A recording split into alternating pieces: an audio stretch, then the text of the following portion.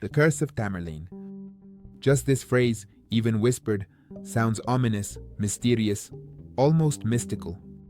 Immediately, images of ancient tombs hidden from prying eyes arise, remains of great rulers disturbed after centuries of rest, daring treasure hunters violating the prohibition, and an inevitable and terrible punishment for the sacrilege, for the intrusion into the world of the dead. But what really lies behind this chilling phrase? Real historical events, mystical and inexplicable coincidences, or simply an artificially inflated journalistic sensation, a legend created to attract attention? Today, we will try to unravel this convoluted and ambiguous story, full of enigmas, tragedies, losses, and possibly genuine mysticism. We will try to separate fact from fiction, examine the evidence, for and against, analyze different viewpoints, and attempt to understand whether the curse of the great conqueror, the fearsome Timur, truly exists, or if it is merely a series of fatal coincidences to which people prone to mysticism have attributed a supernatural meaning. Get ready. We embark on a fascinating and possibly, a bit dangerous journey, following the traces of one of the most famous and unsettling historical legends, a legend that still today generates controversy and makes us reflect on the limits of our understanding of the world. Tamerlane, also known as Timur or Timur the Lame, due to a leg injury, is undoubtedly one of the most brilliant, controversial, and certainly most significant figures in world history. He lived in the distant 14th century during the medieval era and managed to create a huge and powerful empire that stretched from the borders of India and Persia to the Middle East, Asia Minor, and the steppes of southern Russia. His military campaigns, which were marked by incredible, sometimes extreme cruelty, were accompanied by mass killings, the destruction of cities, and the annihilation of entire peoples. But at the same time, surprisingly, Tamerlane was not only a ruthless conqueror, but also a patron of the arts, sciences, and crafts. He built magnificent cities, majestic mosques, libraries, observatories, and attracted the best scientists, artists, poets, and architects of his time to his court. After Tamerlane's death, which occurred in the year 1405 during his campaign against China, his body was carefully embalmed, anointed with perfumes, dressed in luxurious clothes, and buried in a specially constructed mausoleum, Gur-e-Amir, in Samarkand, the city he made the capital of his empire. The Gur-e-Amir mausoleum is a true masterpiece of Central Asian architecture, which impresses with its magnificence and exquisiteness. And here, precisely is where the story begins, shrouded in mysticism and mysteries about the curse of Tamerlane. According to the legend, widely spread not only in Central Asia but also far beyond its borders, on Tamerlane's tombstone, made from a single piece of jade, there was a mysterious inscription, a terrible warning directed at all those who dared to disturb his eternal rest. There are different versions of this inscription, different translations and interpretations, but the essence boils down to one, a warning about the terrible and inevitable consequences for anyone who dares to desecrate the tomb. In one of the most widespread versions, the inscription says, "When I rise from the dead, the world will tremble." In another variant cited by some researchers, the inscription sounds even more ominous.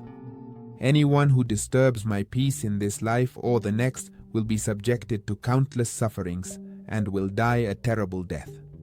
For many centuries up until the 20th century, this inscription, this warning, was considered just a legend, beautiful, but without any real basis. Simply part of the local folklore. No one dared to disturb the ashes of the great conqueror, fearing not so much the mystical curse, but the wrath of his descendants and religious fanatics. However, in the 20th century, in the era of the triumph of science and atheism, in the Soviet Union, there were people who decided to challenge the ancient legend. In the year 1941, by personal order of Joseph Stalin, a special scientific expedition was organized under the direction of the well-known anthropologist, sculptor, and archaeologist Mikhail Gerasimov. the creator, of the method for reconstructing a person's appearance from their skull. The objective of the expedition was to open Tamerlane's tomb, study his remains, conduct anthropological measurements, and, most importantly, recreate his appearance in life, his sculptural portrait.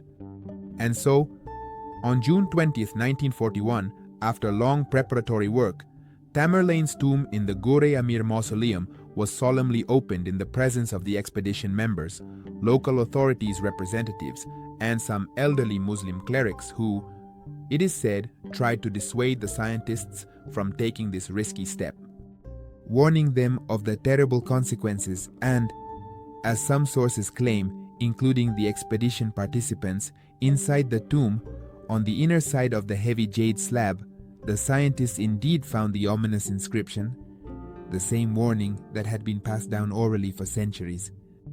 Of course, official Soviet science, based on the principles of materialism and atheism, categorically denied the existence of such an inscription, labeling it as an invention, superstition, a relic of the past. But the rumors about this inscription, about this curse, persisted and continue to circulate to this day, being passed down from generation to generation. And then something happened that many people, not only in the Soviet Union but around the world, consider as irrefutable proof of the reality of Tamerlane's curse, of its mystical power. On June 22, 1941, just 2 days after the tomb of the great conqueror was opened, Nazi Germany treacherously violated the non-aggression pact and attacked the Soviet Union. The Great Patriotic War began, one of the bloodiest, most terrible, and most destructive wars in human history, which claimed the lives of millions of people and brought countless suffering and pain. Coincidence? Of course, from the point of view of logic, from the point of view of common sense, this can simply be considered a tragic and fatal coincidence. But one must admit it is a coincidence that is too ominous, too symbolic. On June 20th, the tomb is opened, and on the 22nd, the war begins. This looks too much like the fulfillment of an ancient prophecy. The skeptics, of course, will immediately object. Germany's preparation for war had been underway for a long time. The attack plans were drawn up long before the opening of the tomb, and the date of June 22nd was chosen by Hitler's command based on purely military and strategic considerations. This is, without a doubt, true. No one disputes that. But the supporters of the theory of Tamerlane's curse, those who believe in the mystical connection between these events, point to other no less strange and tragic coincidences, a series of inexplicable events that, in their opinion, are directly related to the disturbed ashes of the great conqueror, with his wrath, with his vengeance. They recall the catastrophic defeats of the Red Army in the first months of the war, the millions of Soviet soldiers killed and captured, the terrible sieges of Leningrad and other cities, the atrocities of the Nazis in the occupied territories. All of this, according to the supporters of the curse theory, was a consequence of Tamerlane's wrath, his punishment for the desecration of the tomb, and only after Tamerlane's remains were reburied with honors, with all the necessary Muslim rites, in November 1942, did the course of the war, as the theory's supporters claim, begin to miraculously change.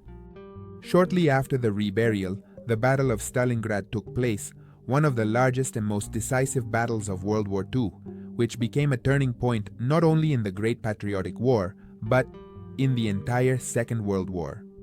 Among the other victims of Tamerlane's curse, in addition to the millions who died in the war, Mikhail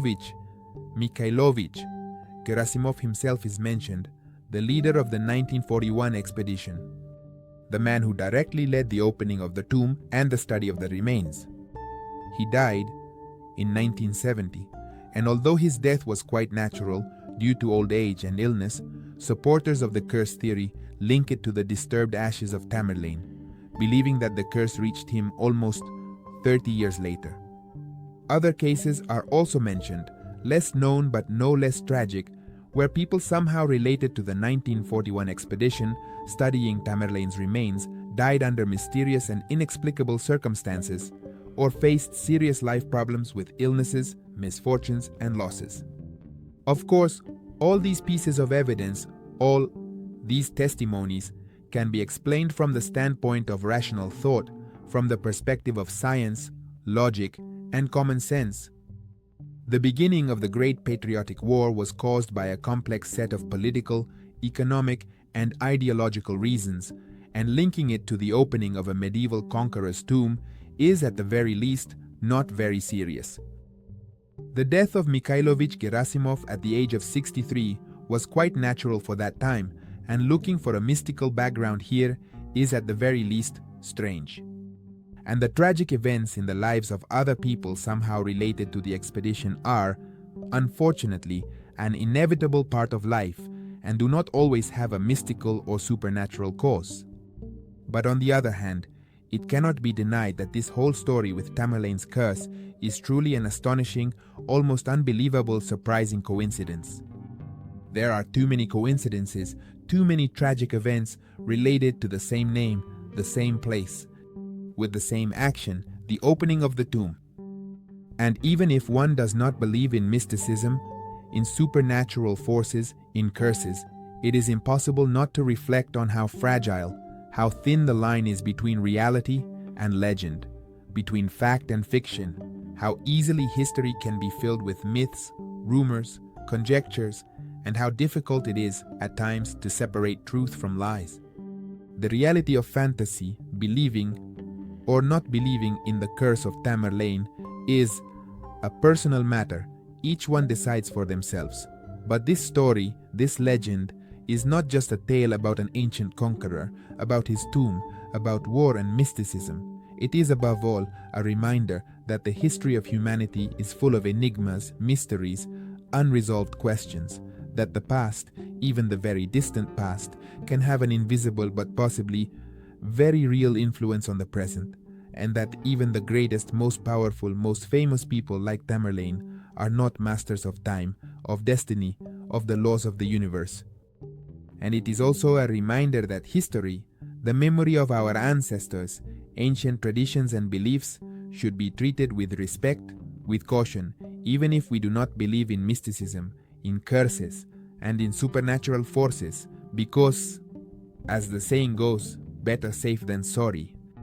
Thank you for joining us on this fascinating and slightly eerie journey following the traces of the legend of Tamerlane's curse. We have examined together the facts and the conjectures, the evidence for and against, different viewpoints and interpretations. But the final conclusion, as always, is in the hands of you, our viewers. If you like this video, if you learned something new, if you reflected on the eternal questions about life, death, destiny, and mysticism, don't forget to give it a like, leave your comment, share your thoughts, your impressions, your versions. Do you believe in Tamerlane's curse, or do you consider it just a series of tragic coincidences, but coincidences nonetheless? And, of course, subscribe to our channel so you don't miss new investigations, new journeys into the world of mysteries and enigmas of history, new discoveries, and hypotheses. Share this video with your friends, debate, discuss, because as it is known, truth is born in discussion, and truth, as we know, is always near. Until next time.